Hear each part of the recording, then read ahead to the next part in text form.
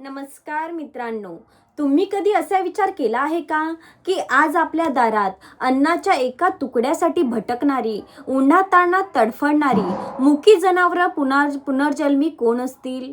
एखादी व्यक्ती आपल्याच कर्मामुळे थेट मानवातून प्राणी कशी बनते? होय, आज आपण अशाच एक विस्मरणीय आणि अंगावर काटा आणणाऱ्या सत्यकथेबद्दल जाणून घेणार आहोत. एका साध्या सासूचा छळ करणे आणि देवाच्या पवित्र महिन्याचा अपमान करणे, 3 श्रीमंत आणि देखण्या सुनांना इतकं महागात पडलं की देवाच्या एका न्यायाने त्यांचं संपूर्ण आयुष्य पालटून टाकलं. त्या थेट मानवातून कुत्री बनल्या. काय होतं यामागचं रहस्य? चला जाणून घेऊया. गोदावरीच्या नदीच्या काठावर वसलेल्या एका शांत आणि सुंदर गावात आनंदीबाई नावाच्या एक वृद्ध आजी राहत होत्या. आनंदीबाई अत्यंत सात्विक, दयाळू, प्रेमळ आणि प्रभू विष्णूंच्या परमभक्त होत्या. पतींच्या निधनानंतर त्यांनी आपल्या 3 मुलांचा मोठ्या कष्टाने सांभाळ केला आणि वाढवलं. त्यांचे विवाह करून दिले. लग्नात घरात 3 सुना आल्या होत्या. मोठ्या सुनेचं नाव होतं सुलक्षणा, मधल्या सुनेचं नाव होतं कनक आणि धाकटीचं नाव होतं रागिणी. नावे जरी चांगली असली तरी या 3 सुना स्वभावाने अत्यंत लोभी आणि गर्विष्ठ आणि क्रूर होत्या. त्यांना पैशाचा आणि स्वतःच्या सौंदर्याचा प्रचंड माज होता, गर्व होता. आनंदीबाई घरात दिवसभर देवाचा नामजप करायच्या. दारात येणाऱ्या भिकाऱ्यांना, गरिबांना, मुक्या प्राण्यांना अन्न खायला द्यायच्या. पण सुनांना आजीचे हे वागणे अजिबात आवडत नव्हते. त्या नेहमी म्हणायच्या, या म्हातारीने घर धर्मशाळा करून ठेवला आहे. हिंदू धर्मात अत्यंत पवित्र मानला जाणारा कार्तिक महिना सुरू झाला होता. आनंदीबाईंसाठी हा महिना भक्तीचा महासागर होता. त्यांनी कार्तिक स्नान, तुळशीची पूजा आणि दीपदानाचे कडक व्रत सुरू केले होते. त्या रोज पहाटे उठून देवाच्या पूजेची तयारी करायच्या. परंतु 3 सुनांनी ठरवले होते की आजीला या व्रतामध्ये सतत त्रास द्यायचा, हे व्रत नीट करून द्यायचं नाही असं. आजीने देवाला नैवेद्य दाखवण्यासाठी जे अन्न बनवले होते ते 3 सुनांनी मिळून लपून ठेवले. आजी जेवायला मागू लागली तेव्हा मोठे सुनेंनी टोमणा मारला, दिवसभर फक्त देवदेव करताना, मग देवच येऊन अन्न देईल. भुकेने व्याकुळ झालेल्या आजीने काही न बोलता फक्त पाण्याचे 2 घोट प्यायले आणि ती विष्णू नामाचा जप करू लागली. ती त्याच्यातच मग्न झाली. 3 सुना आजीला शिळे उरलेले अन्न द्यायच्या आणि स्वतः मात्र सुका मेवा आणि पंचपक्वान्न करून खायच्या. त्या देवाच्या प्रसादाचा आणि अन्नाचा घोर अपमान करत होत्या. कार्तिक एकादशीचा तो अत्यंत पवित्र दिवस होता.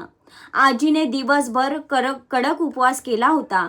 संध्याकाळी त्यांनी महाविष्णूंची पूजा केली होती आणि स्वतःच्या हिश्श्याची एक छोटी भाकरी बाजूला ठेवली होती. आजीने विचार केला, दिवसभराचा उपवास सोडण्यापूर्वी दारातील एखाद्या भुकेल्या जीवाला पहिला घास द्यावा. तेवढ्यात दारात एक अशक्त भुकेली कुत्री येऊन उभी राहिली. ती भुकेने व्याकुळ होत होती. आजीने मायेने तिला जवळ बोलवले आणि ती भाकरी तिच्यासमोर टाकणार तेवढ्यात तिथे 3 सुना आल्या. मधल्या सुनेने आजीच्या हातातून ती भाकरी हिसकावून घेतली आणि धाकट्या सुनेने जळतं लाकूड घेऊन त्या मुक्या कुत्रीला बेदम मारहाण केली. त्या कुत्रीला मारलं. ती कुत्री वेदनेने ओरडत तिथून पळून गेली. मोठ्या सुनेने आजीला ढकलून दिलं आणि म्हणाली, स्वतःला खायला अन्न नाही आणि कुत्र्याला दान करताय? दान करत सुटलेस म्हातारे. आजीच्या डोळ्यात अश्रू वाहू लागले. तिने हात जोडून देवाकडे पाहिले आणि म्हणाली, हे भगवंता, मी माझा छळ सहन केला, पण या मुक्या जीवांचा आणि तुझ्या अन्नाचा अपमान मी पाहू शकत नाही. यांना सुदबुद्धी दे. देवाच्या घरात उशीर असतो पण अंधेर नसतो.